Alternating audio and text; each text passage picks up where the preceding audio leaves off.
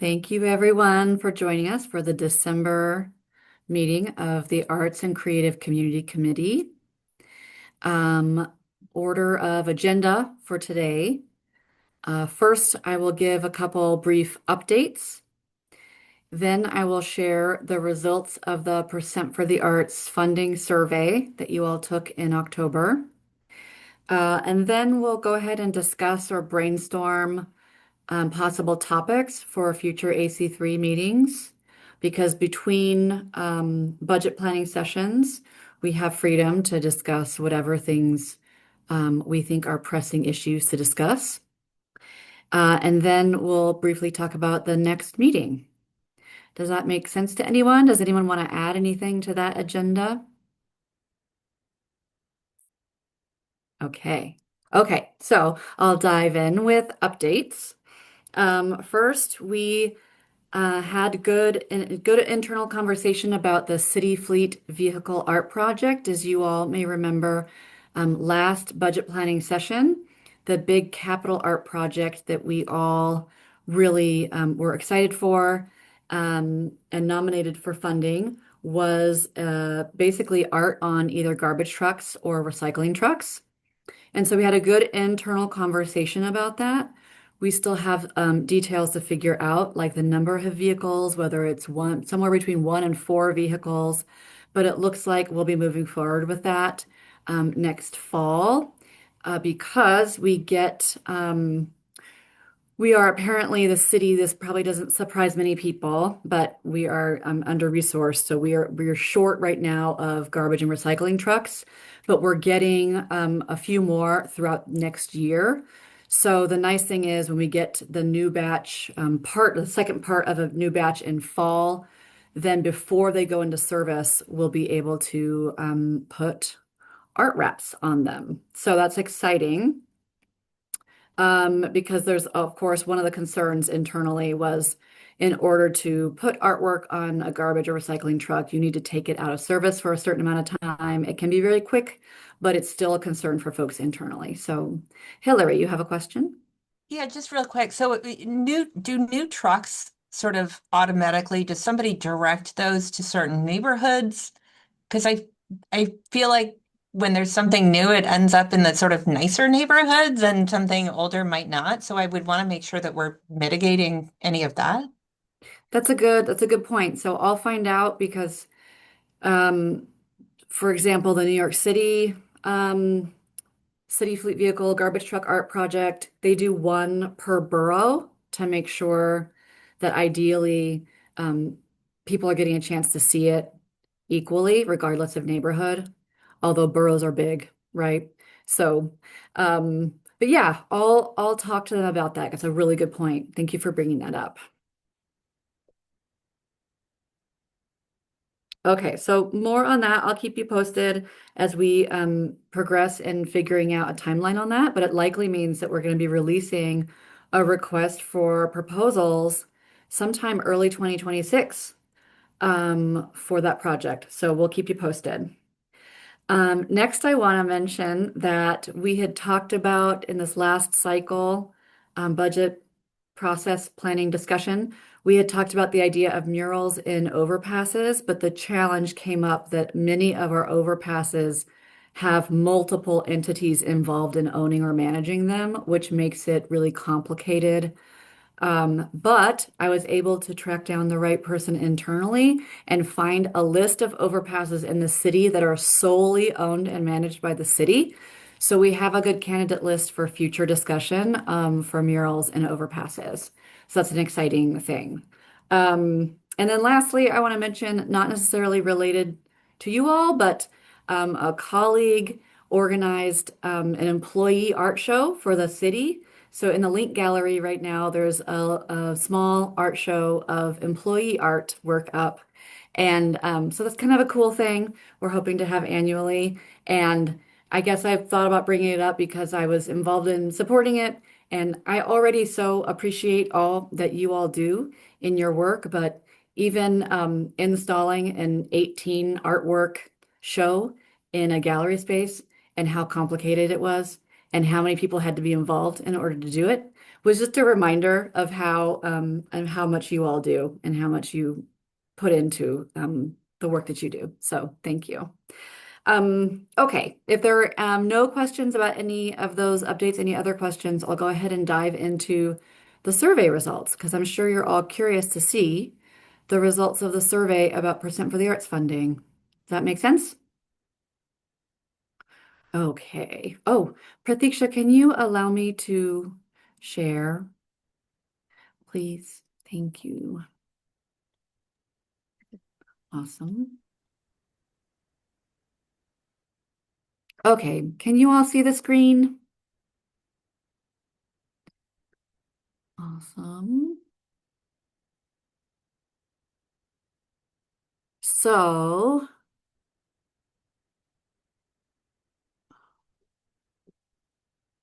so you can see the first slide, right? It's just the table. Sorry, I'm seeing a weird thing. I can't see any of you. So can one of you unmute and just tell me that you can just see the table and not other weird things We happening? see the agenda. Oh, let me, We're seeing page one. I'm If just gonna you keep it. if you There we hit go. from beginning, that will. Yeah, I did that and it makes my screen weird. So I'm just gonna, do you see the slide with the table now? Yep. Yeah. Okay, I'm just gonna leave it here so that I can still see you as well. Okay, so the first part here was about how much should go to Arts Bloom for next year. And a large majority of people, most people, said 150,000. And I have a breakdown here by AC3 as and then CAT and then the average of both, just so we can all see if there's any interesting difference in how AC3 or CAT voted. But the majority of both voted for 150,000. So that's what will be in the budget for the next round of Arts Bloom. We are trying to release the RFP for the next round of Arts Bloom sooner than usual to really enable the timing in past rounds for contracts has been tricky. So we're really trying to do it earlier to make sure people have access to funding as soon as possible when the fiscal year starts. So as soon as possible after July 1st. We'll make sure to notify you all when the RFP goes out. It's either going to go out this month or next month. We're in internal conversation about that. So that's exciting. Um, okay. And so that means that then 51,000 will be going to capital art, and that combines with the unprogrammed capital funding we already have to then give us $163,000 for capital art, which is related to two slides from now. So this slide is about the public art maintenance bucket of funding that we have. And the majority of people voted for an assessment of all public art needs in the city. Um, Interestingly, some people voted for assessment of art walk needs, but of the 6 people that voted for that, 4 also voted for an assessment of all public art needs. So I think we're hoping to wrap it all up together. And although quite a few people voted for restoration of the seat of remembering forgetting, if we're funding an assessment of all public art needs, I think we feel comfortable waiting on restoration of any public artworks at this point so that we can have a holistic view of public art maintenance. I think there was some concern expressed by some people that work was nominated not necessarily late in the process because it was still in the process, but just that maybe some people felt that they didn't get a chance to say what artwork they would want to be restored. And so I think it just really highlights the importance of having a holistic, taking a whole view of all public artwork. Justin, I'm going to follow up with you about you had mentioned having the capacity or skills to help us with assessing murals in particular. And so I'm going to follow up with you separately to understand if that would be part of your current work program or yeah, just to kind of get an understanding of that. Yeah, great. Sounds good. Okay. And then lastly, so this is a big table. I have another slide that kind of summarizes this, but this was for the capital art side. And as you see, AC3, the top three for AC3 was a mural on Lyle Avenue, followed by a mural at International Plaza, and then artwork at Jackson Art Center as part of the Musicscape project. And then CAT, the top was artwork at Jackson Art Center, the Musicscape project, followed by a tie between mural on Lyle Avenue and the intersection painting at Park and Berkeley. And then you'll see also that the mural at International Plaza was a fourth place. So there's a lot of overlap here. So the kind of averaged of both AC3 and CAT is a mural on Lyle Avenue is the top, the artwork at Musicscape as the second, mural International Plaza as the third, and then kind of a tie for fourth place. So this is the summary of that to make it kind of easier to see. But it was kind of a cool thing to see in all of these that AC3 and CAT were very much aligned in priorities and in thinking about what should be prioritized for percent for the arts funding. So our next step with the capital side, we are right now a little bit backlogged with capital projects, right? But we're going to do some research on these. And the first one, really, the mural on Lyle Avenue, takes the most kind of research because we've identified that there are 3 city-owned properties on Lyle Avenue that could be candidates. The library, firehouse, and a school. We know that Rock Paint Division, so Dries is already in conversation with Lyle Avenue Library about a potential mural there. And we also know that the firehouse is scheduled for capital improvements in a few years, and we don't know the extent of the capital improvements, so we're not sure if that's going to be a good candidate. So anyway, so we have a little more research to do on that, and we'll keep you all in the loop on that. And then, of course, the big picture question of how much could we do for $160,000, which is what we have anyway, right? So we have some digging into that to do. Any questions on those results? Okay. All right. So next, I thought we could talk about topics for future AC3 meetings. We have a couple ideas already that have come up. One is the idea of how to improve engagement with artists, both in terms of city art opportunities, but also what's happening with Percent for the Arts and beyond that. So that was one idea. Another was I'd like to keep conversations about potential projects going as we go. We can kind of just have a placeholder on the agenda for people to bring up ideas for projects because I kind of think that we have a decent range of time for budget planning, but maybe it would be nice to revisit these things and talk about them throughout the year so that we can just continue that conversation. And I think that it would be easy to do with just having a placeholder on the agenda at every meeting. But other ideas for conversations, issues, topics that we should be talking about throughout the year.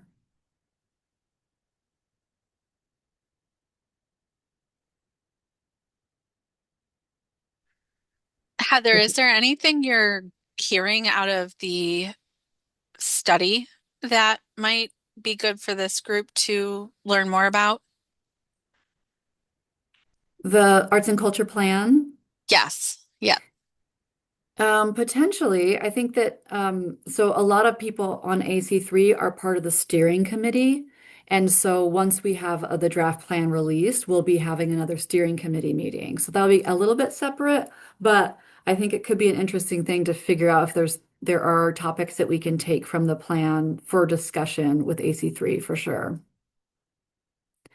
And the big change, I think, related to AC3 is that we're likely, AC3 is always intended to be an interim group until the establishment of an arts commission. And then the arts commission will be a formalized version of AC3, right, with public meetings that happen here at City Hall. And you all will be in the conversation after the plan is complete, we'll have to kind of figure out the timeline for that. And I'm hoping you all can kind of help us with that transition and that timeline.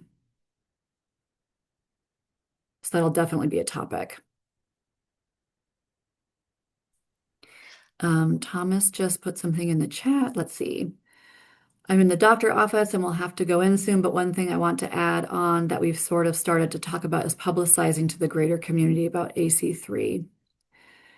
Absolutely. So that engagement part, and that engagement, I think there's multiple points to it. One is definitely getting the word out. We're in touch with a certain network of artists, but we understand that there's still a lot of artists out there that we're not in communication or connection with. And we just want to keep expanding to make sure people understand the different arts opportunities that the city and county are offering. Heather, I'm wondering if there's an opportunity to talk about kind of like the federal impacts on DEI in the arts landscape. I know that I've received phone calls from organizations like we've had to adjust our language, we've had to change our websites, that kind of thing. And, you know, for the foundation, I'm able to say for us, you know, we know you're still doing the work. We understand the need for some of these changes, but our organizations, based on the number of proposals that came through our most recent arts and culture application cycle, the need has never been greater from what we can see. So I don't know if that's impact with federal stuff, but I'm sure it plays a role. So some kind of conversation around that and DEI and how organizations are still able to stay committed to that and that kind of thing. Is the city of Rochester hindered in any way by promoting anything that does also promote diversity? As far as I can tell, we're taking a pretty specific stand and saying we still stand with our DEI efforts. That's what I thought. I think the challenge for us so far, as I understand it, is more administrative. To Annette's point, it's about, for instance, we have to report to HUD on some of our federal funding. And one of my coworkers was saying that they have to change the language they use in responding. But the funny thing is, it happens so fast that language is still actually in the form. Like the words that they're not allowed to use are still in the form, even though they're not supposed to use them, right, in responding. So yeah. So the city is receiving federal funding and it could impact language like that could impact city federal funding. It could, and I think, budget conversations in general have been, right? There was at one point where at the federal level, they were looking at cutting almost all of community development block grant funding entirely at one point. And we're in a better position now, but that doesn't mean that we still don't have that fear. And side note, my position is CDBG funded. So of course, that's something that's on my mind. And there's quite a few people that are, funded through CDBG funding. So I'm a city Mine is employee. too. Yeah, mine is.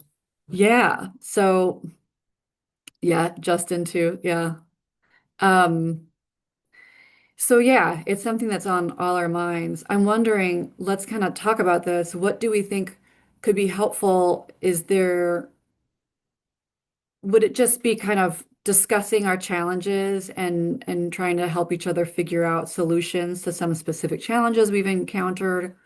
Or would it be something like, is there someone out there that has expertise in this that we could come in and get to talk to us to provide support on that topic? What are some other ideas around that conversation that would be helpful for folks? Shawnee?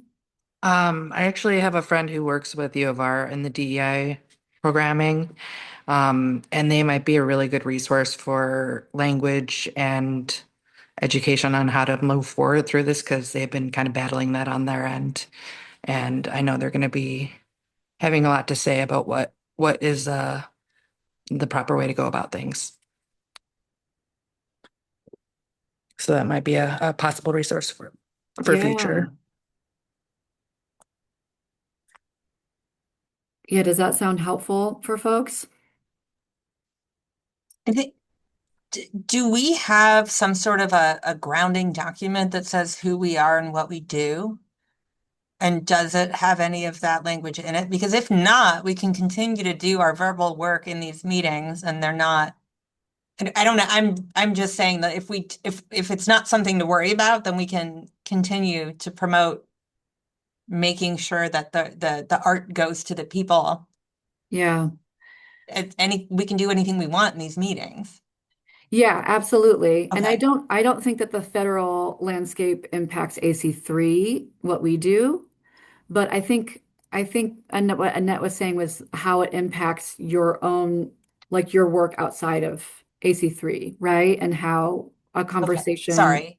Oh, no, no Thank problem. you. It's helpful to, and Hillary, I'll share with everyone, because for no new folks, and it's been a while, it would probably be good for current folks. We did develop a document a couple years ago, and so I'll share it with everyone because we could revisit it if we wanted to. Yeah. That could be a different topic, right? But related as well, because maybe we want to make a bolder statement with our kind of mission statement and vision, right, for AC3. So I'll share that with everyone because we can circle back on that for sure. Yeah, and Hillary, that is what I meant, just how organizations are navigating this new landscape and as a way to support each other. Thank you. Thank you. Sorry for that. Okay, Blue. Hey, thank you. To Hillary's point, I think that a few of us had raised the concern and the hope that the arts master plan will address some of these complexities and tensions and possibly define a greater role for the city in filling the federal funding gaps, and maybe articulate some specific ways that the city can do more, and or is responding to some of these challenges, maybe without getting super granular. But it seemed to me, I think at our last AC3 or the steering committee meeting, that it just would have been tone deaf for the master plan to not mention the federal funding cuts. So I Right. hope that it'll continue to cycle into the end product. Yeah. Yeah. And it's definitely something we heard in engagement, right? Um, I mean, I think we're starting to all start to see the impacts, but I think we're all bracing for the kind of bigger, longer term impacts of what's going on at the federal level. I do just, on speaking on behalf of as a city employee, I do just want to also say that there's likely to be pretty intense ramifications for the city and the city's budget and the city's cash flow and the city's like status and ability to sustain various initiatives. So I just want to put that out there as well. Like we're also thinking and putting our heads together and trying to figure out ways to support the programs that we feel really passionate about. So in an environment where foundation funding is dwindling, federal grants are disappearing. Literally, we had a grant proposal for an environmental justice grant that there's no such thing as environmental justice anymore. So that grant is gone. Our application and all the work we did for it just disappeared. So I do want to put that out there just to really be clear on the landscape we're looking at.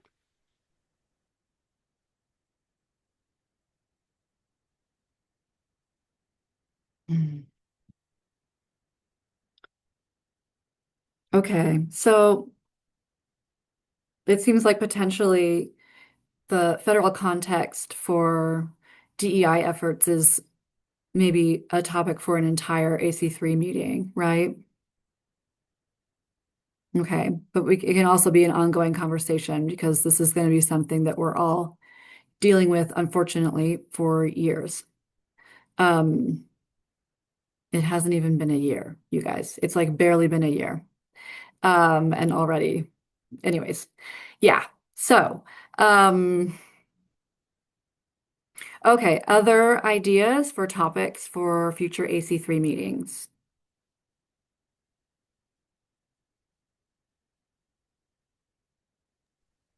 I'm wondering, Heather, and maybe this is because I'm relatively new also, if there could be some sort of a slideshow of projects and programs or projects that the AC3 has supported. And Yeah. I think Thomas was talking about that earlier in the chat, but getting that out to the world, this is what's happening. And not just getting it out through, media, like DNC or whatever, but into the neighborhoods. This is something that this group is supporting, and this is how we're making an impact. That's great. Yeah, I can do an update on projects for you all. Thank you. And yeah, maybe we can brainstorm ideas of how to get that out into the world because not to be super pessimistic, but since we're already, airing some things like media's dead or whatever, media has changed and um it's a challenge thinking about how to connect with people. And I know that you all are dealing with that from different perspectives, right? Like just how to connect with community and be in community with people. Um, it's different post-pandemic. Um, so yeah, that's great. I mean, it's So not great, but it's great. I can talk about it. building on that, does that provide maybe an opportunity to think about doing site visits as a way to engage this committee outside of Zoom? Yeah, that could be cool. Well, I actually, so we were thinking that maybe we'd have the next AC3 meeting be in person. And Shawnee is talking to their colleagues at Hinterland about the potential to have it at Hinterland. So that's an in-person opportunity because we at some point set the intent to have one AC3 meeting a year in person. But I think beyond that, that would be great. And I don't know if that looks like just a meeting at different locations or if it's like events. Are you thinking about like an event at a location or just kind of like a meeting at a location or just a site visit or like coffee or yeah. Yeah, just something that I've seen done elsewhere is you could have the committee um, take like a couple of hours when the weather's better and go to like multiple sites of some of the more recent grantees who've already completed their project so they could talk about it and the impact of the funding. Okay. Yeah, that's great. That's great. And I don't know, did I share with you all?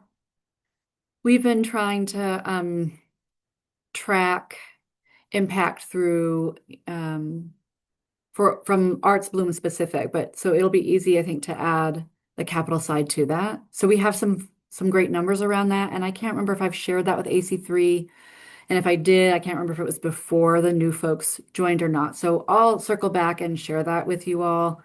It needs to be updated with the latest round of Arts Bloom, I believe, or maybe with the capital art, but I'll take a look at it. But just having those numbers, the impact, um, is, speaking of the federal context for things, it's like even more important right now that we be able to talk to impact with arts funding, right? Okay. Okay, so I think I'll plan, why don't we all do a like a slideshow on just the overview of all the projects that Percent for the Arts is funded. And then that can be a good basis for us to kind of brainstorm where we want to go with a couple different site visit trips through the year. Does that sound good? Okay, cool. Excellent. Okay. Heather, Yeah. I think that early on in my time here, I believe there was a conversation with the M Group about AC3 and city initiatives, and I'm just wondering if there could at some point in time be a follow-up conversation there. Also, I'm on the board of RDDC, and they're going through strategic planning at the moment, and I'm wondering if there might be an opportunity within that for AC3 to give updates to RDDC as well. There may be others, but those are the two that I'm most directly involved in.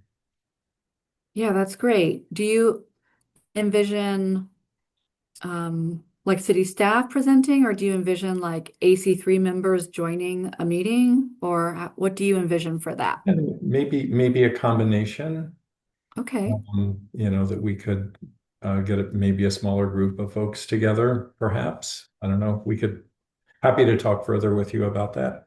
that's great. Okay, cool.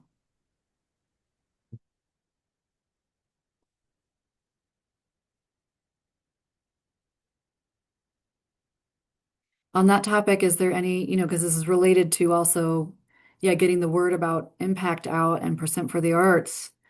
Are there other groups that you all can think of for us to connect with?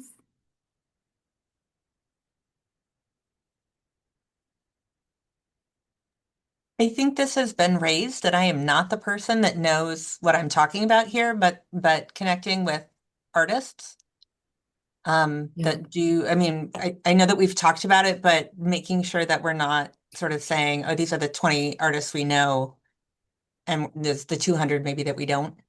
Right. Yeah, I feel like yeah, we can always do better. There's definitely a larger network of artists that we're not connected with.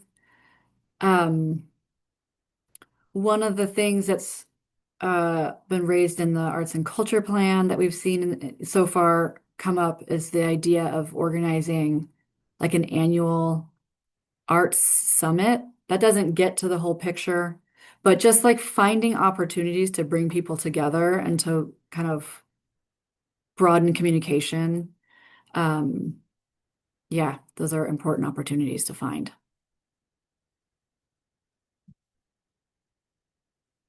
Okay. Well, let's continue. Feel free to follow up with me via email with other ideas for AC3 discussions. And we can always, it's not like it's open and closed right now. Obviously, you can bring up agenda items, any meeting that you want to add to future meetings. Um, so yes. So I will be in touch with everyone about whether we have the next meeting in person at Hinterland and if not, I'll put the word out to other folks that maybe have spaces that we could meet in person at, because I do think an in-person meeting is overdue, and it's going to be, I don't know, I could be wrong, knock on wood, but it seems like we're going to have a real winter this winter. And so I think it's going to be even more important for us to connect in person um, with awesome people in the middle of winter. So I look forward to that, and I'll keep you all posted on it. And with that, unless anyone has anything else they'd like to bring up, um, thank you for your time and for being awesome. And I'll talk soon. Happy holidays. Thank you. Thanks, Heather. Thanks, everybody.